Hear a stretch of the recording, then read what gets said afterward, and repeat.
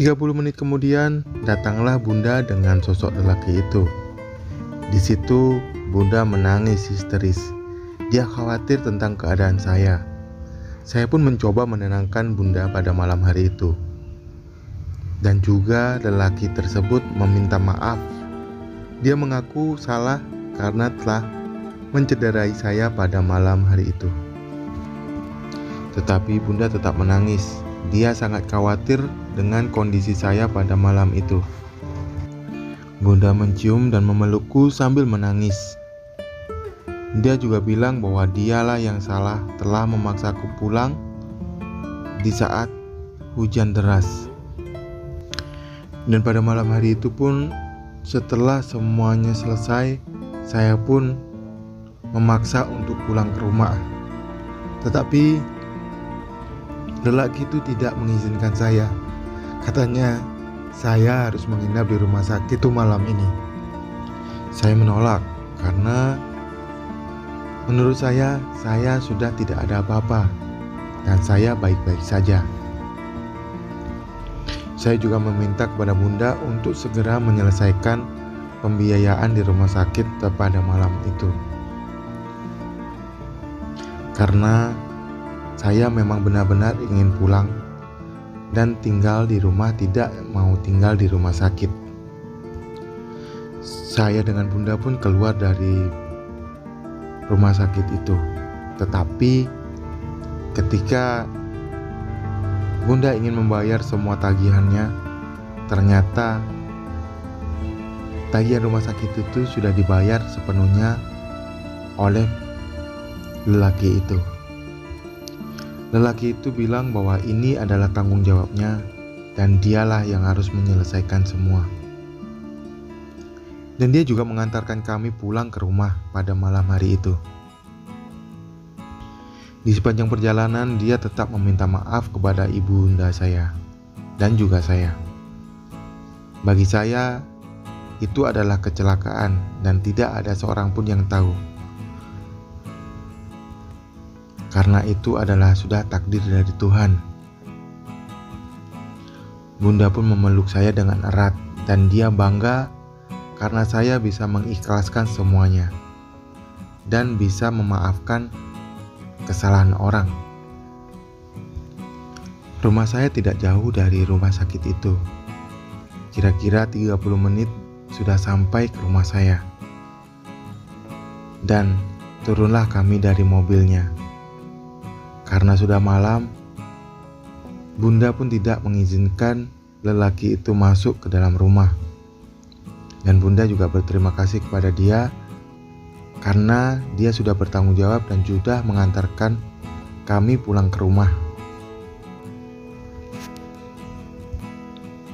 Tidak sempat saya bertanya tentang nama dia dan juga berkenalan dengannya.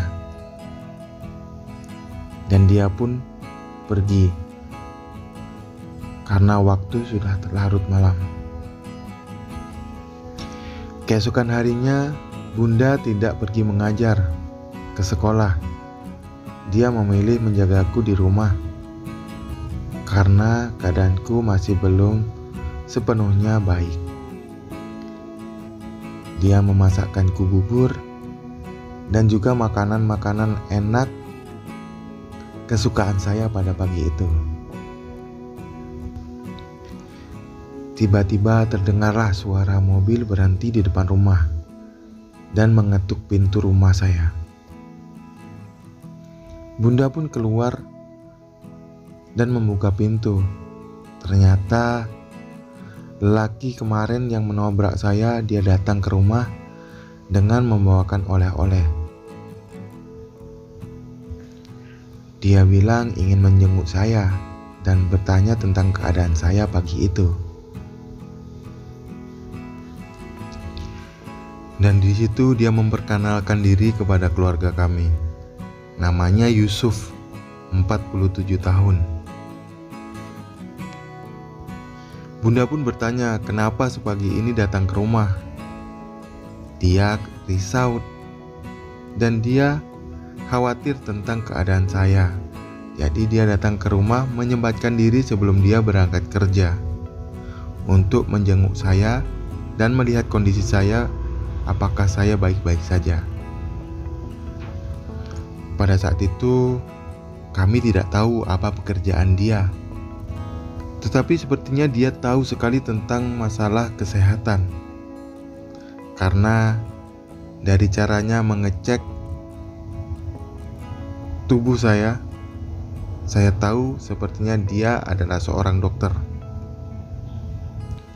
Bunda pun masuk dan membuatkan secangkir kopi, dan kami berdua pun ngobrol. Dia bertanya tentang kuliah saya dan juga aktivitas saya di rumah selama ini. Dia juga bertanya kepada saya, kemanakah bapak saya?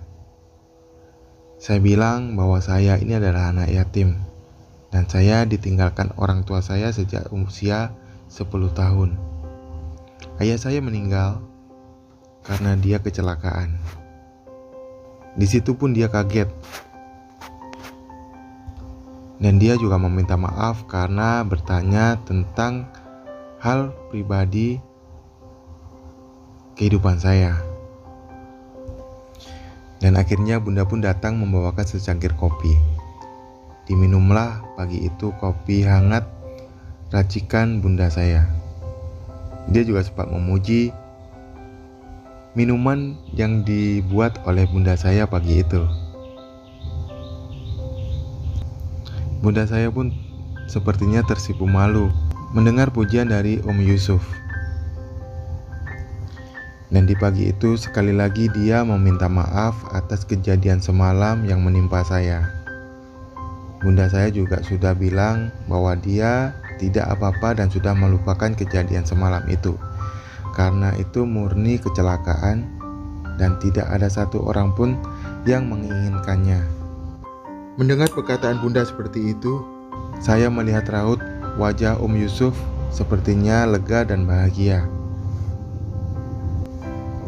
Dan pagi itu Om Yusuf juga meminta nomor telepon saya untuk berkomunikasi.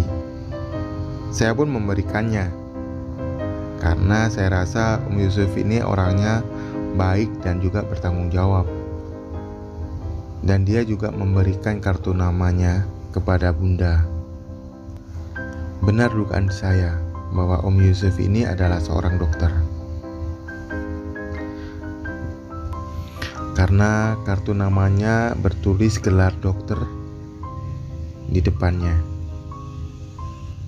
Bunda pun menyimpan nomor itu. Dan Om Yusuf pun segera berpamitan untuk pulang karena dia harus bekerja.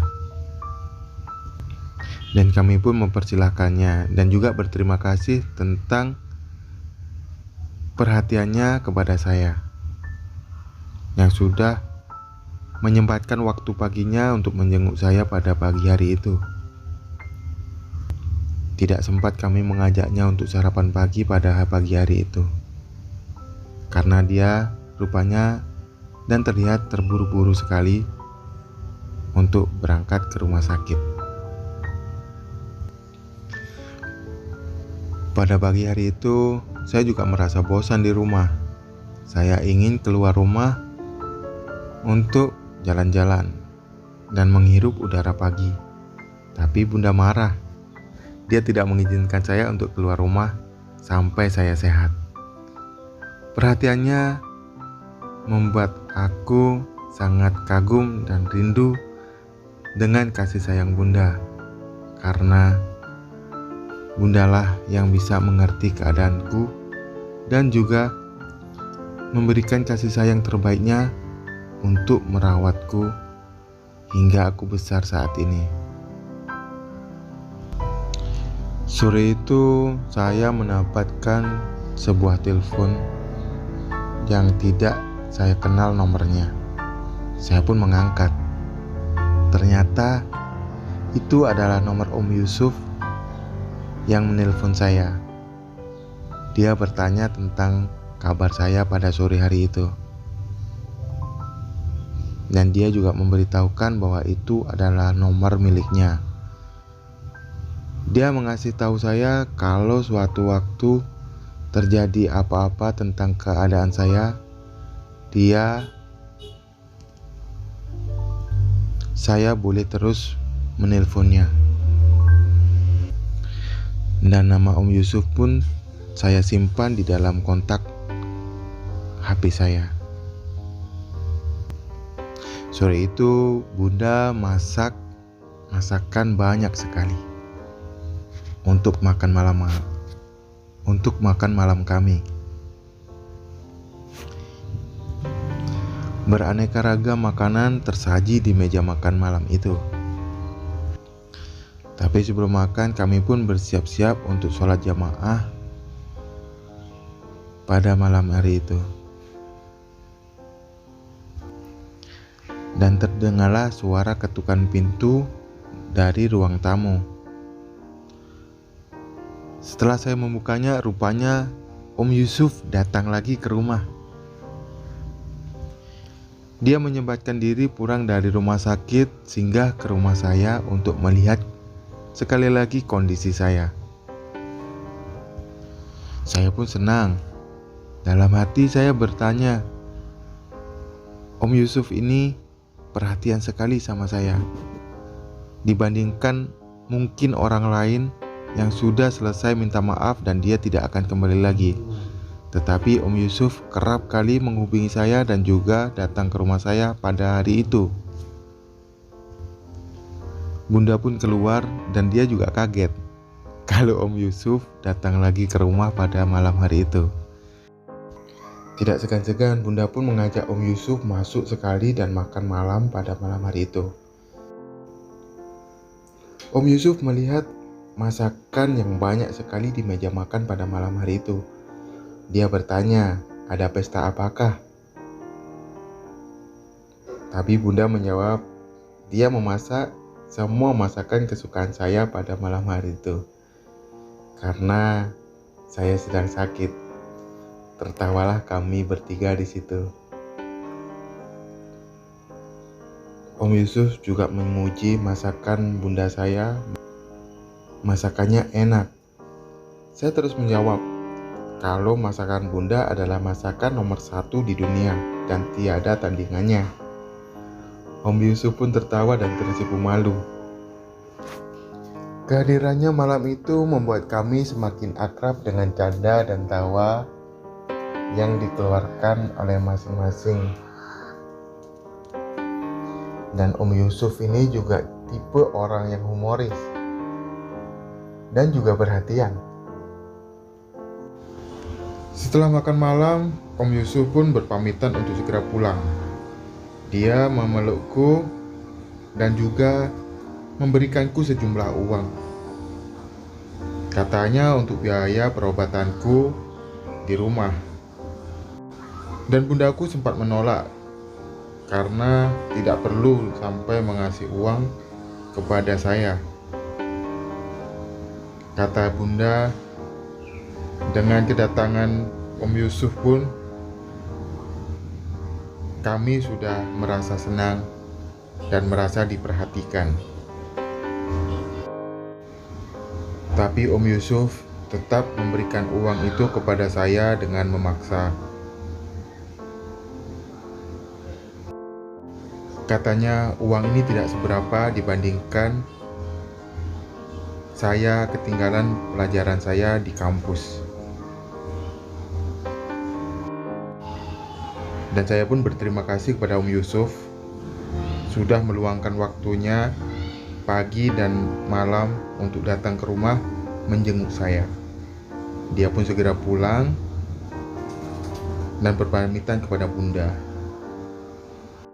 Dan malam itu tidak hanya cukup dengan kata-kata, saya pun segera mengantar WhatsApp ke nomor Om Yusuf sekali lagi untuk mengucapkan banyak terima kasih kepada dia karena sudah perhatian dan memberikan perhatian lebih kepada saya.